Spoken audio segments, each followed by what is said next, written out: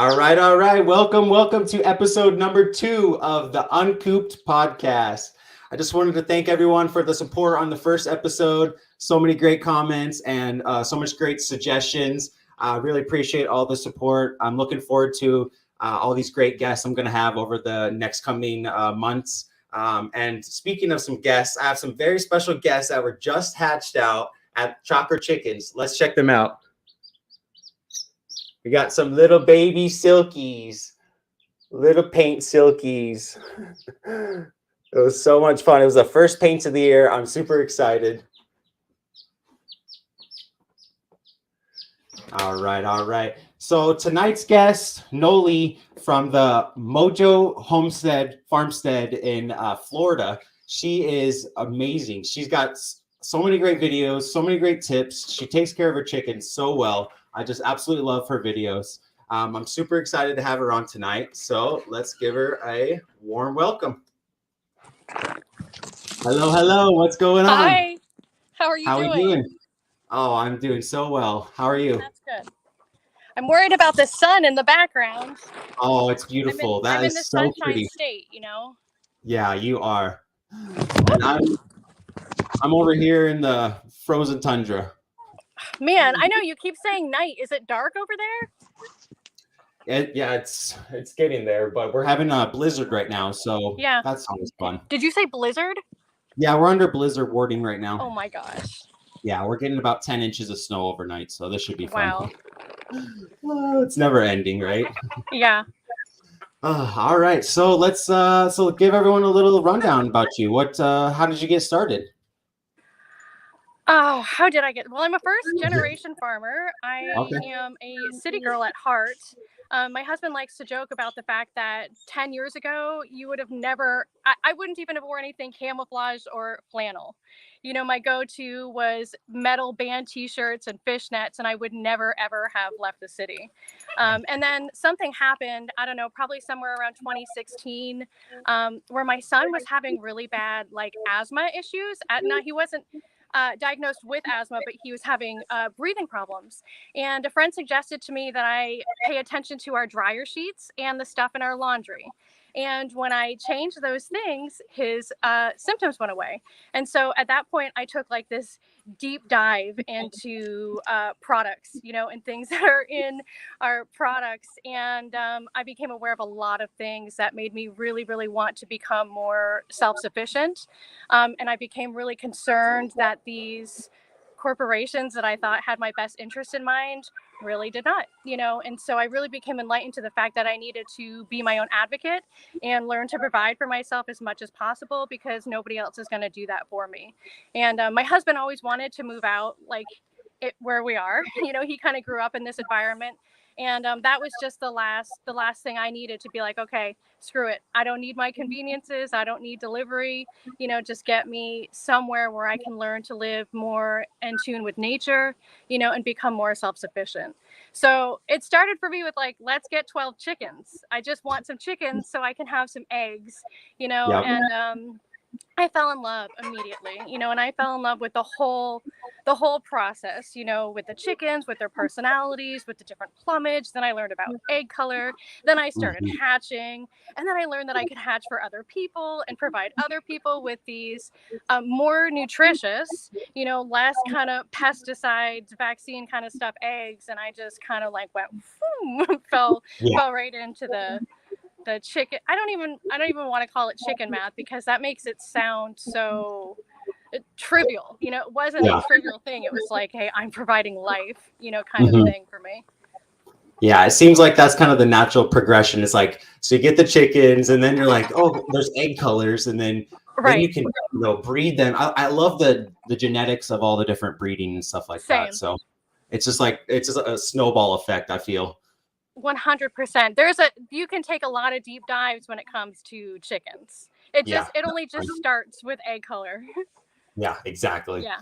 So you're out in Florida, right? Yeah. Yeah, you're in where out exactly in Florida? I'm in North Florida. North Florida. Okay. Yeah. Awesome. and then you guys got some land out there, some other animals, or Yeah, chickens is well, kind of. not so much now. We used to do goats. I did the goats the same way I did the chickens, where I wanted to Yeah. have some goats because I wanted some goat milk and I wanted to make soaps. But goats multiply really quickly, a Hmm. lot like rabbits. And before I knew it, I had 30 goats. And I keep chickens, I keep bees, and really I couldn't do all three of those things well. I couldn't do as well with the goats and as well with the chickens and with the bees. And so I had to make a decision somewhere about where I really wanted to put my focus. And so Oh, okay. the chickens and the bees get my focus. Oh, okay. Yeah. Yeah. So chickens were kind of like the start for you then. Yeah, yeah. Oh Yeah. yeah. They were my Yeah. gateway drug Right. into homesteading. Yeah. Yeah. I think getting back to like where our food comes from is really important. So I can kind of see Agreed. how you can start from where you were at with your son and then move Yeah. it on to chickens and, slowly progress into more and more. I think it's deeper than that too, because like I said, I grew up in cities. I grew up kind of in that energy and in that grind. And I've been out somewhere now where like there's not power poles everywhere on this land. You know what I mean? And I'm not constantly in the middle of a bunch of people and buildings and, just bustle happening all the time. And I see lunar cycles, and I mean we don't get much for seasons in Florida, but I see the change in the environment throughout the years, Mhm. and I watch the life cycle of the chickens, and I watch them slow down laying in the winter and pick up in the summer, and I notice the different trees that are blooming and the insects that come out in certain times of year, and in the beehives, the different cycles that the bees go through. And I have searched a lot in my life for peace, you know what I mean, Yes. and for different feelings of like belonging and community and connection, to like the Mhm. world around me. And I have never experienced it like I get to experience it out here, And so it's beyond just chickens. It's about creating a life that I feel connected to and empowered by. And that gives me a sense of spiritual peace, that I was unable to find anywhere else. Yeah, I would definitely have to agree with that. I have a very similar story where I was living in a city. I lived in San Diego, California, Oh, grew up wow. on the beach. I was born in Kauai, Hawaii, so I'm Okay. just far away from home, Yeah, homeland. But sure. when I moved out here, I just got back in touch with nature, and it's just like you said, it's so peaceful for your soul. It's Yeah. just there's no, it's 20 minutes to get to the town. Yep. I just Same here. I love living out here. It's so Yeah. peaceful, I believe. That's nice. Yeah. Yeah. So then how long did it take for you to get into the bees then? To do what? To do the bees? Like, how much time do I give them No, to like take care? how long so when you got the chickens, how long I've until been you I've been doing uh, chickens since like 2018. I've been doing bees since about 2019. okay, nice, Yeah, nice. And yeah. what was it about the bees that you liked? Oh my God. I never wanted to keep bees. I mean, I was always interested in bees, but I never did any research on them or anything. I had a friend in the city and she keeps bees and she's in a residential area and you can only have, Florida is a right to own bees state. So if you live in Florida, you have a right to own bees. But depending on where you are in Florida, you can only have a certain amount of colonies. The city wants to manage your colonies. And so she's only allowed to have 3. And so one year, because bees reproduce rapidly also every spring we go through swarm season. And so when one spring she was like, look, you're in the middle of the woods, you are in the prime place to keep bees, here, take this nook box. And basically it was my first experience with bees. I'd never been into a colony before. I didn't do much reading and I just kind of learned as I went. And I went from 1 hive to 3 hives to 5 hives to like 15 hives, and I've only bought 3. So That's crazy. yeah. That friend hooked you up. For sure. But the Yeah. bees are another one where, I mean, honey is absolutely one of the most medicinal things in nature. Mhm. You know what I mean? Honey is the only thing where if we didn't have access to any food or any water, honey would sustain us. It would Right? sustain us. It would be an antibiotic. It would be an antiviral. It could help with wound care. Like it could be used with chicks, with like there's so many different uses for it. So my first love of the bees was honey, but then And working with the bees, it was another one of those situations where it like blew my mind the way the bees just instinctually, naturally, you know how to care for themselves and their colonies and to reproduce. And it was just another thing that brought me so much peace, you know, because I'm a really anxiety ridden I think most of us are very high strung at this year, you know, and working with the bees was another thing that showed me like, oh my God, everything's always working out. Like nature always knows what to do. You know what I mean? When you just let it be and kind of just allow things to flow. So exactly. Yeah, between the bees and the chickens, you'd be pretty good in an apocalypse or something. Yeah, Yeah, for sure. That was one of my thoughts when I got rid of the goats. I was like, well, I won't do goats, but I'll just be really good with the bees and the chickens, and then I can just trade with somebody for goat milk if need be. Yeah. Do you sell your honey local? I don't sell it at all yet. Really, we just preserve it all at this point. But like I said, my colonies have just been growing and growing every year. So when it gets to the point that I can produce more than my family needs, I'll consider selling it then. Okay. Oh yeah. Yeah. So, well, 15 hives. Do you get a good amount? What's up? Do you get a good amount of honey from the 15 hives?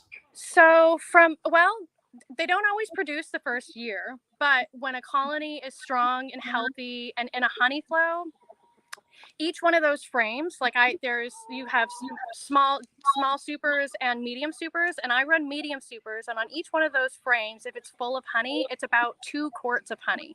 So I run 8 frame boxes with medium supers, and if that were full of honey, you're looking at like 16 quarts of honey from like a healthy producing. So that is definitely a lot of honey. So if all 15 of my colonies were producing honey, it would be a bunch of honey. That's really cool. That's awesome. I would much rather barter it than sell it. I would much rather barter it for supplies or time than for green money. Yeah. Going back to like our old days of just trading goods, you know? Yes. Yes. So I would let's like transition. to barter it for things that we say are valuable. For things that we put a value on. Right. Let's transition to some of your TikToks. So, how I found you was your TikTok. Obviously, you got about 85,000 followers on there. That's wild, right? That's a lot of people. That is a lot of people. Yeah. I love your videos because you do a lot of information about health-wise, about egg colors. You cover a lot of different topics in your videos. Yeah. You know, I think talking about them on TikTok videos helps me learn about them too. You know, their ideas, their concepts that obviously I have some awareness and understanding of, but talking about them and people asking questions and me answering them just like stirs up the knowledge in me, and it inspires me to go do even more research. Right? Exactly. Oh, look, that's my little baby chick. Yeah, that's you right there. Yeah. I love how you do like the same kind of font on each one too. Yeah, I use a editing software. It's called InShot, and you know, I am like out here in the middle of nowhere, and like I don't have a computer or internet out here, so I do all of my videos and editing on a cell phone. Wow. So I use this app called InShot, and it's just super simple to edit everything and just upload it wherever. I haven't quite gotten YouTube down yet. I'm much more TikTok friendly than YouTube friendly, apparently. Yeah, TikTok makes it a lot more user friendly. Yeah, well, TikTok is very authentic to me. You know, the information and the content that people put out on TikTok, it feels very real and unstaged for the most part, and I really appreciate that about TikTok. Yeah, I really love TikTok. There's been so many great connections I've made through there. Yeah. So you use a lot. You said you use a lot more Facebook then too. Yeah, for some reason, I have had more reach on Facebook. TikTok and Facebook are my main platforms that I use. Facebook like posts for me onto Instagram, so because of that, I also have an Instagram. But for some reason, Facebook has always been more. I've always gotten more engagement. Yeah. But again, I didn't set out to be like, I'm gonna post all this stuff on the internet so I get a bunch of followers. It was more like here's what happened. When I first got chickens, I had a sweet little bantam cochin named Jezebel, and she was my sweet little angel chicken. She was my first favorite chicken, and she got sick. And I took her to the vet, and the vet was like, she's not going to get better. We need to put her down. and they euthanized my chicken, and I cried for 3 days. I was hysterical. Oh, no. Like, I was hysterical that I couldn't do more for her, and I felt powerless because I felt like the vet was wrong. I mean, it was kind of the vet to even see her because she wasn't an avian vet, And so anyways, that experience did two things for me. It taught me that I need to reconsider the way I look at death, on a farm. And that I needed to kind of like the earlier stuff, I needed to be my own advocate, and I needed to teach myself how to care for these chickens and about chicken health and what to do, and it's hard to find any like concrete information anywhere because there's so much information out there. And so when I started with the Facebook and with the TikTok in particular, my mindset was I want to share the things that have been really helpful to me to just give a clear answer about things, so because we have to depend on each other in the homesteading community, and especially when it comes to chickens and goats, and these kind of sort of backyard livestock animals, because it's hard to find concrete answers anywhere. And it's so much easier when you could just ask somebody and say, hey, what worked for you, as opposed to searching through forums on the interwebs. Yeah. So that was my motive in starting. When did you start your TikTok?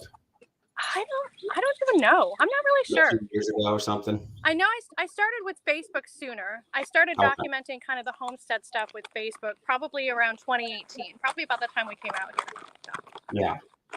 Yeah. So do you sell a lot like on Facebook? Do you sell? We can't sell eggs or chicks on Facebook. Facebook is very anti-animal egg sales. So you just have to be mindful of how you present things. Yeah. I really think that between TikTok and Facebook have both generated a lot of conversations for me with people about, different things and animals. And, I don't know what is happening over there. Something is happening amongst the choir. I love it. I had to trim all my blue laced red Wyandottes booty feathers today. It came to my attention that they may, in fact, have too much junk in the trunk. They have perpetually strange fertility rates, and this is my second year I've had this problem with my Wyandottes, and with different roosters from totally different genetics. So then I was reading that because they're like around their vent, the feathers are so fluffy that sometimes they can't actually do that cloaca kiss because there's too much feathers in the way. So I spent some time today wrangling chickens to trim their booty feathers so that they can mate properly. The things we do for our chickens, huh? Yes. What kind of breeds do you work with then? I do black copper Morans black copper Morans and blue lace red Wyandottes are two closest to my heart. And then I do olive acres.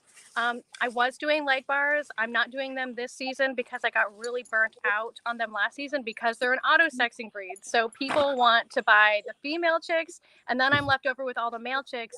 And I could not figure out, I mean, I worked it out, but it was a lot of work for me to figure out what to ethically do with all of the males. So I sold most of that flock last year, kept a couple pets behind, and now I just love them too much. I'm going to have to breed them in some capacity. But I'll probably just do hatching eggs. And I'm actually in the process. I just brought in some opal leg bars also because I want to incorporate them in my cream program, because you can breed the two together to make splits and then breed the splits together to make more opals, or breed those splits back to the opal. And anyways, I'm going to try to do opal leg bars also, but I also do silkies and bantam calico cochins. Wow. Yeah, you got some beautiful birds, that's for sure. Thank you.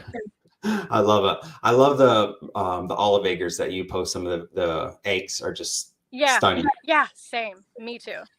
So do you cross your olive acres with your black copper Morans? Yep. Yeah, that's a good pairing because all of us want the deepest, darkest greens that we can get.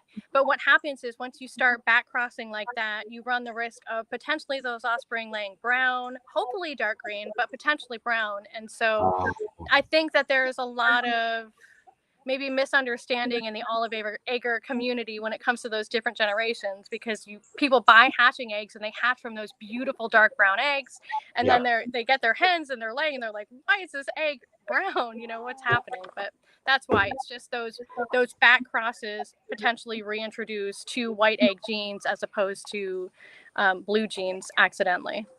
Okay, that makes sense. Yeah. How did you get into like the whole breeding? So you went from 12. How did you get into your next step of breeding them then? What was kind of your next role? Like, did you go with the Marans? Did you go with the leg bars first, or? Well, at first I did leg bars, I did Morans, and because my first chicken math Yeah. burst was I wanted pretty chickens. I went from just buying whatever was at Rural King to I want these pretty chickens. And then I learned about egg color. So then I didn't want just the pretty chickens. I wanted like the egg baskets that you see on Instagram. You know, like I have a picture in my phone that I took 6 years ago. I was like, I want that. I'm pretty sure I'm there now. But I wanted the browns, the blues, and the greens, but I couldn't find them locally. So then I thought like, oh, these aren't available locally. I should breed them and sell them so that other people can get them locally. And that's how I got started. But I didn't know then what I know now about genetics and about the benefit in buying from breeders versus hatchery, you know, and standards of perfection.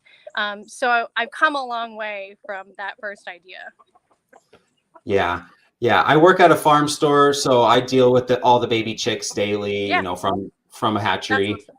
And it's hard. The newcomers, they have these dreams of seeing people on Instagram's eggs, and they want that instantly. And it's hard to let them down, to tell them, you know, hatchery quality, it's not going to fully be there, you know. I highly suggest looking for local hatchers, local breeders. Hatching eggs is probably going to be your best bet. Yeah. And honestly, sometimes even when you buy from like really established breeders with really beautiful show quality stock, there's no guarantee on how those offspring are going to come out, because genetics isn't actually an exact science. And sometimes things just come up, you know, that you got to work out or not, or it's just, you know, but when you have pet chickens, who really cares? Like, who really cares, you know, if you have some leakage or, you know, whatever with your pet chickens. Yeah, the whole journey is fun. I'm sure I've probably spent so much money on hatching eggs and stuff doesn't hatch, or you get one and it's a rooster, and it's just it's not part of the game, you know. Right. Yeah, for sure. Have you ever like shipped eggs or anything like that? Oh, or yeah. Eggs? Yeah, I ship eggs all over the country. For your MPIP then? Yeah. Yeah, that was a difficult choice for me to make, because I try not to invite the government onto my property. Yeah. You know what I mean? But that's the hard line. I came to a point where if I was going to be selling chickens and shipping eggs, and I really wanted to be sure that I was doing it the right way, and I absolutely don't want to sell or ship sick anything. So it just seemed like a moral choice, and like the choice that I needed to make if I wanted to move forward with any kind of a real business. So, and I'm glad I did. The Department of Agriculture out here in Florida is really down to earth. I've had to deal with the Department of Ag with my chickens and with my bees, and all the inspectors I've ever met have been really very human people. That's awesome. Yeah. So they have to come out and do all the testing and everything. Say that again? I'm sorry. My producers are talking. Right? They have to come out and test every single bird. Yeah. Yep. That's crazy. Yep. And they that seems like do a blood test, and they do a swab. Oh, Coda bear. Yeah. They do a blood test, and then they do a swab in the mouth. And the blood test is what they do. Coda, come on, just sit. Okay. She's a guard dog. Can you imagine that? What do you guard out here? The blood test is what they do for pylori and typhoid, and then the swab in the mouth is what they send off to test for avian influenza. And is that one thing? If you ship out of state, they come out twice a year. In Florida, I don't know if it's the same in every state, but that's how they do it here in Florida. Yeah, I believe each state's a little different. Yeah, so and probably the thing to do wherever you're at is to just contact the Department of Ag, you know, and go from there. Yeah. How long did it take for you to kind of make that decision then? I mean, I don't know. Probably a couple months, honestly. Like, but I mean, again, it was either that or I only stay within Florida, you know. And so if I wanted to move forward with selling hatching eggs, you know, I needed to make that decision. I didn't really have much of a choice. Yeah, I mean, I probably could have tried, but I didn't want to deal with any negative consequences. Yeah, exactly. Especially after COVID, they really shut down a lot of the shipping regulations, and they were a lot more strict. Did they? Yeah. I'm sure a lot of that had to do with H1N1 too, with the bird true. flu that was going around. Yeah, that was big. Yeah. That was really scary, honestly. Yeah, for sure. it sounded like, you would see some videos and they're talking about your whole flock could be wiped out instantly. Yeah. Whoa. What are you doing back there? Oh my God. Dakota. No, ma'am. I got big dogs playing with little dogs. Why are you Seriously. on right now? Okay. They like to do this. They have to play like right in front of me. Yeah, they love you. They're showing off for you guys. Seriously. Okay. Look at, here we go. You need to sit. We keep Pugs, Min Pins, and Coda. She's a great Pyrenees. Awesome. I love it out there. It's so pretty. Yeah, right? This is Smeagol. And then we have Dobby is the other Min Pin. And Dobby. the black pug is Roxy. Oh, Roxy's that's the boss, cute. though. The little black pug is the boss. Right? If you have a farm, you gotta have the farm dogs. Yeah. Oh, look, and Beer. Beer made an appearance. Come here, Beer. They all fight for attention. No, you guys, go play somewhere else. Go on. They're acting like they need something. Yeah, like right? children. Seriously. So, do you have a favorite chicken breed? I don't know. It's so hard. I don't know. I Right? love different things about different breeds. Yeah. I love the dark brown Moran's eggs. I love the variety of color from Olive Acres. I love Blue Lace Red Wyandottes because they're so beautiful, and the Cochins are so beautiful. Yes. And I love the Silkies because they're so cute. Yes. You know, I don't know. Probably, I don't know. I couldn't even pick a favorite. I can't. No, it's too hard. It is. Yeah. Come on with the dogs. They're loving it. Oh my God. Yeah, that video recently you did about the blue lace was very informational about like the blues, the splash. Some people they get confused because they see that one image that they saw on Google and they think that everyone is going to be like that, and it's a hard reality. That one is hard. And that one image, like if you Google Blue Lace Red Wyandotte, that one image, and it always pops up. It's that one where it's like this super vibrant periwinkle blue and like almost a fiery red orange. Like that is not a real picture. There is no chicken that actually looks like that. That is 100% photoshopped. But a lot of people in general will order blue anything, really, Moran's, Wyandottes, and expect blue. And why wouldn't you? Because you ordered, but if the breeder is breeding blue to blue, there's always that chance that you might get black or you might get splash from those pairings as well. You can breed black to splash, and that will breed true to blue every time. Oh. But you don't necessarily get the best color, at least with Wyandottes. You don't necessarily get the best feather quality that way. Yeah. Like the color, like that slate blue that you're looking for. Yeah. Wyandottes have a crazy amount of colors. What's that? Wyandottes, they got so many different color patterns. They do. Silver. They got the gold. They have gold lace blue, gold lace red. What else is there? That's it. But a lot of the hatcheries, they sell the gold laced red, right? Yeah. Yeah. Well, they'll sell blue laced red, but they look gold. But they just have really sort of coppery coloring. Yeah. And it's because a lot of I don't know where they even get their stock from, but they breed for production, not necessarily towards any kind of a standard. Which again, if you're with your pet chickens, who really cares? You know what I mean? If you just want some pretty pet chickens, it doesn't really matter. Yeah. Exactly. I only pay attention to standards because it's really interesting to me. You know what I mean? I like to dive down that rabbit hole. It gives me something to work toward. Like I like to set, it's the Capricorn in me. I like to set and work towards goals. And I mean, by all means, like none of my birds are actually like have achieved the standard of perfection. I don't know if anybody actually does, but it makes me feel better as somebody who breeds and ships chicks across the country to have some sort of a standard that I'm breeding towards. It's what separates me from just like a backyard chick slinger, or whatever. I don't know, but it just makes me feel a little more ethical about what I'm doing. Yeah, and then that excitement when the excitement when a new customer gets to hatch out. Hang on, there's too many chickens yelling. Say it again. that feeling when a new customer gets to hatch out like the chick they've always wanted, a breed they've always wanted. It's so satisfactory toward at the Agree. breed. I Yeah, agree. Yes. that's one Or of my when they favorite. send pictures once the chicks are growing out and they're like, look how beautiful this chicken is. And Yes. I'm like, oh my God, I want that. You Yeah. got that chicken from me? Like, yeah. It's always the Yeah, ones it's you very send off are the best. Yeah. Yeah. Yeah. That's one of my favorite parts. I'm like, people send me more pictures. I love the pictures. Yeah. So kind of a part of me is like, send me more, but a part of me is like, please stop, because I feel very envious about your chickens and egg colors right now. Your egg Like, colors are better than my egg colors. How are Which you is getting great. that? I mean, that really is the best case scenario. Yeah, yeah, exactly. It's so great. I think everyone should have chickens, honestly. Same. You Yeah. need 2 chickens per person to survive. Yes. That's what you need. Yes. 2 chickens per person. Yes. And they're really not hard to keep. I mean, if you just have a couple chickens, it's really pretty simple. You hear about all the horror stories on Facebook groups or whatever, but it's really not that bad all the time. It's not that bad. It's not at all.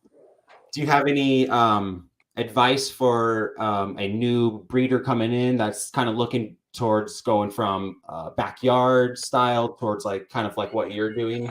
Yeah, my biggest suggestion for new breeders would be, when it comes to picking the breeds that you want to work with, just breed your favorite chickens. You know what I mean? Yeah. Because in my experience, it's most important to just be passionate, to love what you're doing, because you're going to do a better job at it. You know what I mean? So don't pick breeds based on necessarily what everybody else wants. Pick breeds based on what you love doing and what's going to keep you engaged and wanting to improve.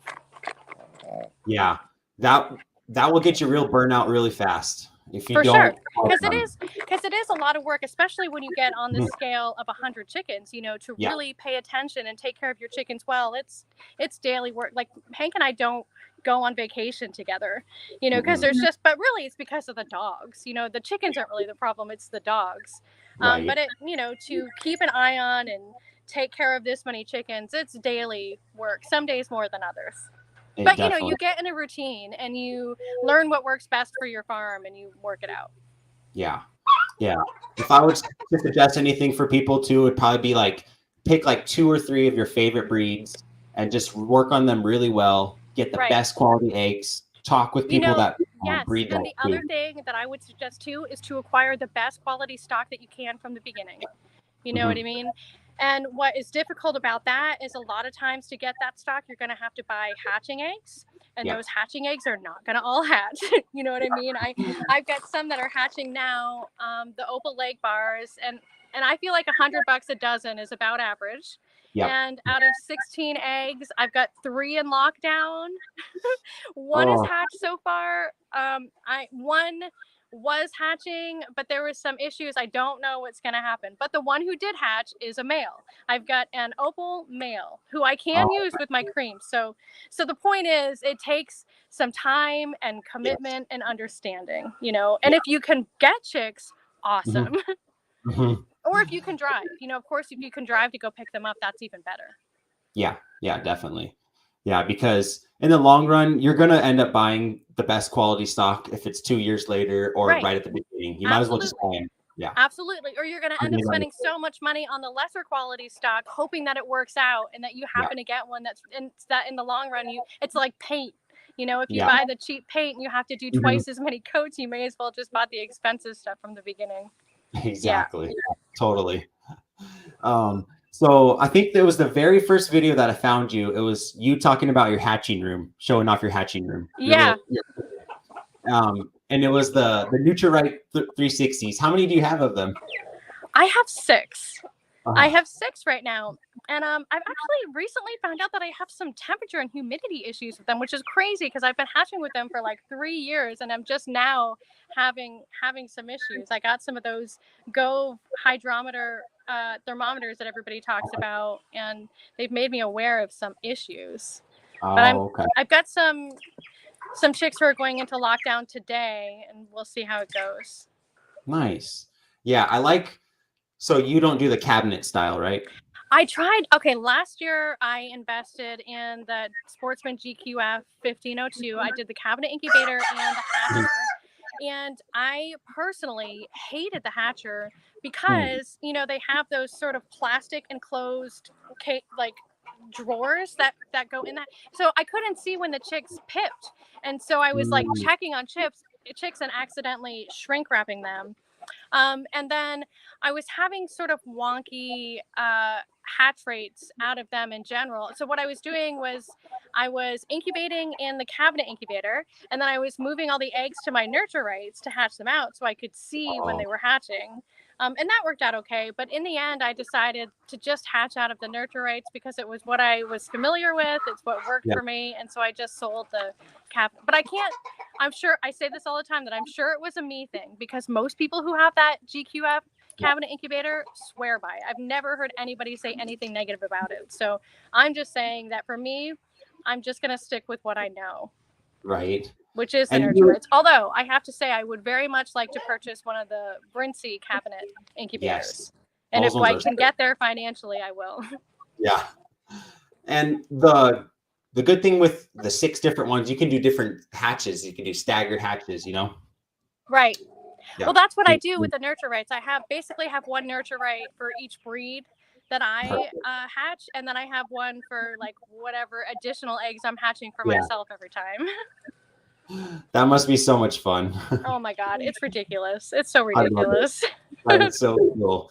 Dude, I downsized my flock last year. Last year, I don't know what happened to me, but I was considering whether or not I even wanted to do this anymore. And so I sold like half of my chicken. Like even some of my breeding flocks. Like I said, the leg bars, I got rid of my splash Morans, a bunch of my olive eggers, because I think I just was overwhelmed. You know, last year was a tough year. And I was going to be done. And then all of a sudden this year came about, and it was like everything just changed, and my whole mindset was renewed. Yeah, actually, that's funny, because I had the same mindset. I was kind of downsizing last year over winter too. And then all this happened, and I'm like, the demand is way high right now. And I was like, oh, maybe, I got something good. I have to keep it, I have to keep it going.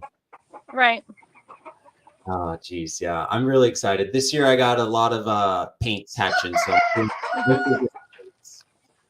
last year I tried to do, 5 to 6 different breeds, and I got overwhelmed. I understand. Yep. Yeah. So I'm just going to stick to what I love, and I'm going to get them really well. I think that's really smart. Yeah, because like we were talking about earlier, it's hard to pay attention to that many different breeds. I think the reason I'm able to do a couple right now is because I have several of them to a place where I'm pretty comfortable. You know what I mean? They always need work. There's always things that I'm focusing on. With my Morans this year, I'm going to focus on their combs. Morans should have like a straight 5-pointed comb, and a lot of mine have sort of like floppy combs, which isn't the worst thing, but it could be improved. And egg color with Morans, everybody wants the darkest brown eggs, but honestly, when it comes to the standard of them, it's not really the most important thing, so you'll find that those really, really dark Morans eggs are very few and far between, and the best way to achieve them is just by line breeding within your own lines, breeding. You're always hatching from your darkest quality eggs, and then breeding those that whatever hatches out of those back to dad is the way to do it. Yeah, definitely. Yeah, I love the chocolate eggs. They're so beautiful. The Moran, I call them chocolate eggs. Yeah, they are for sure. So if you had to pick a Moran egg, olive egg, or a blue egg, what will you choose? Probably Morans. Yeah. I think the Morans. I think when you show someone like a different colored egg, it's so fun to get their reactions. Say that again. When you show most people the colored eggs that you produce, they don't think they're real. They think they don't fake. think they're real. Yeah, they think I just showed somebody the other day, and he was like, "What? These aren't painted?" I was like, "No." And of course, people don't realize that different breeds of chickens have different colored eggs. Yeah, exactly. Yeah, it's so much fun. It's like a little game that you're playing with to try to make the best colored egg. Yeah. I love it. So let's see. I really love your setup, by the way. I just wanted to say your setup is so cool. If anyone hasn't seen, you do a video, I think, of a tour of your little chicken run. Yeah, and the runs. Yeah, the runs. The thing about the reason my setup is as cool as it is because Hank and I have built it ourselves. So if you want something, you have to figure out how to do it. And people like to be like, well, not everybody knows how to do that stuff. I believe you, but you can learn anything on YouTube. You know what I mean? Like, information for how to do anything is available on the internet right now. And fortunately, Hank has a lot of building experience and knowledge that he, you know, I take care of the animals. He brings all the, you know, that building, plumbing, that kind of stuff. And so, and really this chicken house that you see me post on our videos, we've been building this for 5 years. You know what I mean? So it's like I started off with the end run and then have kind of progressively built runs on as time has progressed. Yeah, definitely. And same with the hatch house. Like, it didn't, nothing came all at once. It all came in progression over time. Yeah, he seems like he's got some good talent in that area. He sure does. Yeah. He also has some ADHD talent where he'll like start this and then do that and then come back to this, which is fine. I actually think that might be a man thing. Right? Yeah, I've done that. I've been known to do that. That's a good combo for you guys then. I love it. Definitely. I think so. Yeah. My wife, she kind of got me involved in all these animals, so I'm pretty thankful for that. Yeah, that's good. You guys do snakes too, right? Yes, yeah. We have multiple love of animals. We do horses, goats, chickens, snakes. Yeah, snakes are my next adventure over here. Yeah. This is what is that behind you? This is this is where all my snakes live. Your snakes live in there? Yeah. So they can't get out? They can't just like push the door open and slither out? No, it's like a secured kind of a breeding style housing setup. Yeah. They have a little heat source at the back, and it's all secure. So yeah, that's neat. It's pretty fun. It's pretty fun to go from hatching chicken eggs to hatching snake eggs next. Yeah, that's neat. Yeah, we're waiting on if you're into that. That's really neat if you're into that. Yeah. It's not the normal. For sure. Yeah, but I think the chickens have naturally progressed me to love just like creating life and creating animals. Absolutely. So I understand that. Very satisfied and very good for my soul. Yeah.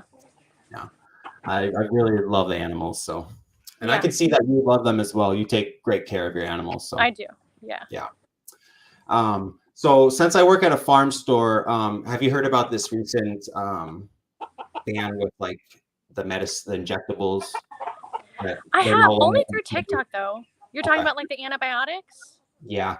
So they're going to be taking off all of the injectable medicines through farm stores, basically, and going to be all veterinary required signatures and stuff like that. So I was just going to ask if you had any like suggestions for people who on medicines that they should have. Have you heard anything about terramycin, the antibiotic ointment? Because a lot of people are saying that terramycin is coming off the shelves too. I'm not 100% sure. I know there's a list out there of everything that's going to be taken off, though. Yeah. I mean, personally, I don't use antibiotics regularly. You know, I never have. Because, well, really 2020 did it to me even more, but I kind of have this mindset of what would I do if I didn't have access to something? You know, what would I do if my chickens were accustomed to using a pharmaceutical tool? And well, we're seeing it now in the pharmaceutical community where people don't have access to prescription medications, you know, where, you know, I was dependent on something and then didn't have access to it anymore. And that has always been a real fear. So because of that, I've never really used antibiotics. And I haven't had a lot of situations where they would have even been necessary anyways. You know, it's my mindset in the chicken keeping world, you know, that I want my flocks to be naturally really healthy. I want them to have natural immunities, and I want my parent stock to pass those immunities on to their offspring, you know, so they don't have to be dependent on those kinds of medicines. Because what happens when you have a bird who's used to being treated with antibiotics and then you sell it?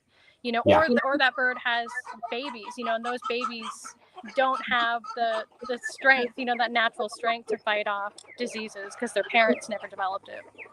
But there are natural things that people can use to build immunities in their flock. The problem is with a lot of natural remedies, they don't always work fast enough. you know, when there is a real problem happening, you know. So Mhm. natural remedies I found work better as a preventative, you know, to build the immune system so that when the bird does get sick, immune system will have the strength to fight off the disease. Not necessarily that the garlic or the oil of oregano is going to kill the disease itself, but it will give the bird the bird's system the strength to do what it needs to do. Yeah. You know, it is a helper. Yeah, I can understand that. That's a good philosophy. Yeah, but that's just my opinion, you know, and that's No, the thing yeah. about this world is Everyone has everybody their own way. different opinions, and that's totally fine. Yeah. Do you do any kind of deworming then? You know, in the beginning, I did not. In the beginning, I was like, because I didn't want to contribute to any sort of a parasite resistance. Yeah. And then I found my first worm in my chicken's poop, and I was like, oh my. And then I learned that if worms are bad enough in chicken, they can make their way through the oviduct and into eggs. Mhm. And I was absolutely disgusted. So, Yeah. and then I've had my first couple experiences with lice and mites in chickens. And Yeah. I mean, chickens like to eat poop. Like they like to dig through and eat actual poop. Mhm. So it makes sense to me now. I do deworm at least twice a year. Unless I see something in between then that needs to be treated, and then I'll treat more frequently. But basically twice a year I'll deworm and treat for lice and mites as well. Yeah. What do you use for your dewormer then? So in the beginning, I used Safeguard. I would use three cc's of Safeguard per gallon of water, and I would treat for 5 days. And with that treatment, I would make it fresh every day. And then Safeguard it doesn't treat eggs. It only kills live parasites. So you have to retreat again 10 days later to get any eggs that may have hatched.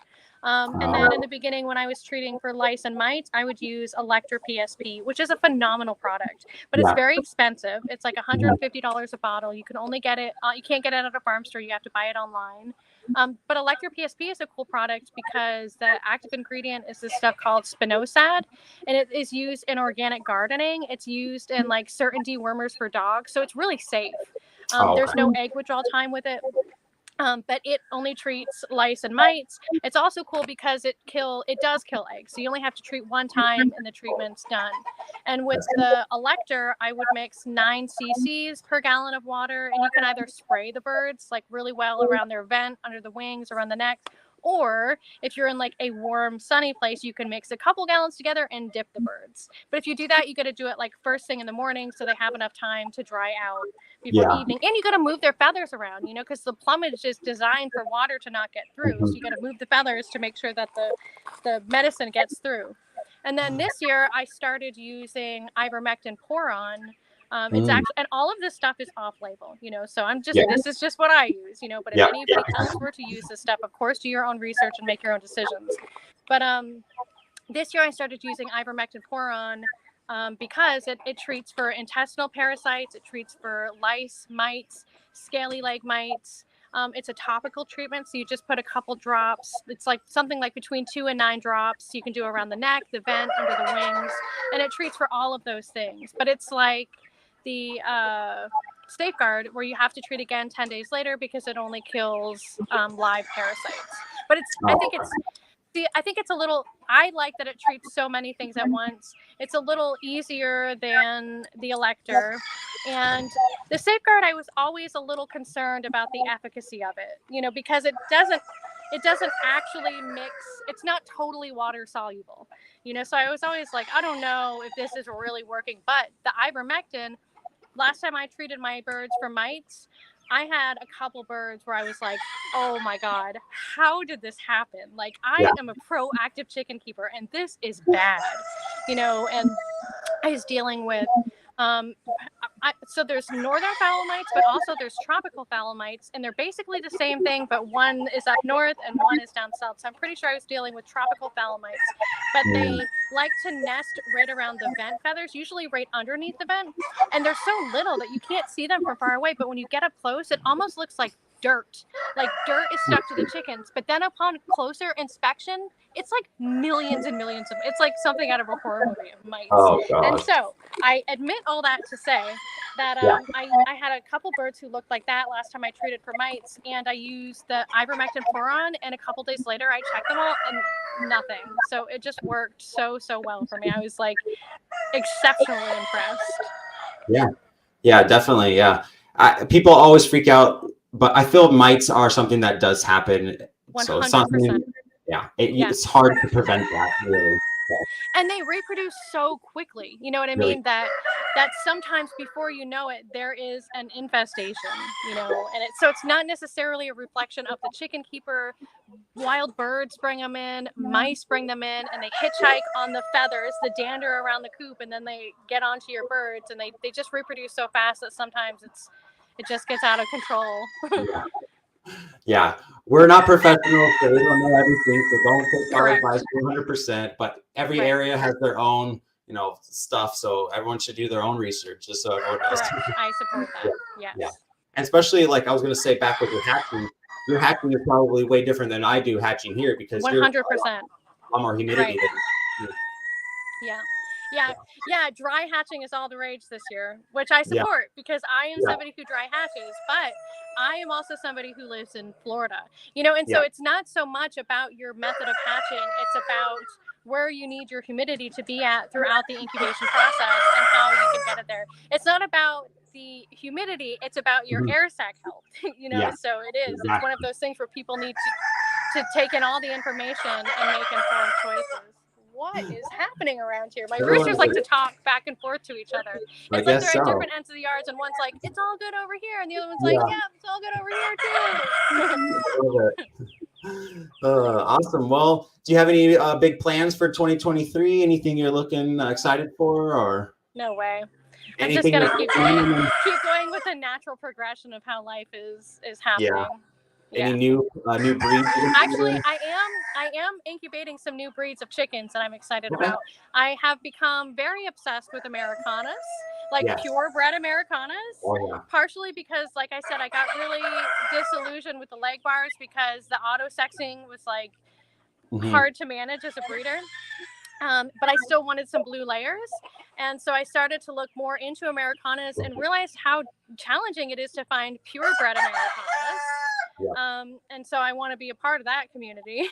So right now I'm actually incubating some silver Americanas. I've got some Isabel Americanas now. And so because I have the Isabel Americanas, I'm also going to be bringing in some Wheaton Americanas, and I'm going to kind of use them in a program together because you improve the feather quality of your Isabels using Wheatons throughout a couple generations. So that's what I'm going to focus on that's my next kind of endeavor in my chicken keeping career. I mean, and of course, improving upon what I've already got. Yeah, the Splash Americanas are probably one of my top favorites. They're beautiful. They're so pretty. Yeah, agree. Have you seen the Isabels though? I don't think I have. Okay, they're not like an accepted color. I mean, they're purebred Americanas, but the color is a relatively new color. But they're like basically it's the Americanas version of like opal or lavender. Oh, okay. They're really pretty. Yeah, that's so pretty. And the lavender Americanas are amazing. Beautiful. Yeah. Yep. That's I have one lavender Americana over all my. So that's I'm like, I know every baby's like gonna be some cool baby. Yeah. Some pretty baby. Yep. Yeah. Well, awesome. This has been great chatting with you. I really Thanks. You too. Thanks for having me. Yeah, definitely. If people want to get a hold of you, where's the best place to follow you at? Either Facebook. I'm probably most active on Facebook, and over there you can just search me at Mojo Homestead FL, and always TikTok. And then on TikTok, I am BohemianFarmstead. But if you go to my TikTok, the link tree there will get you to all my other social media stuff also.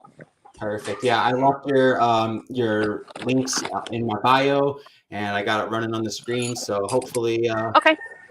Yeah. So awesome. It's been great chatting with you, and I appreciate it. Just stay in the green room, and I'll finish this up with you. Okay. Cool. All right, guys. Thank you guys so much for the second episode of the Uncooped podcast. If you guys have any suggestions on who you guys want to bring on next, please shoot me a message on the Uncooped podcast on Instagram, or give me a follow on Chocolate Chickens. Instagram, TikTok, YouTube, everything on there. So thank you guys so much, and we'll catch you on the next one.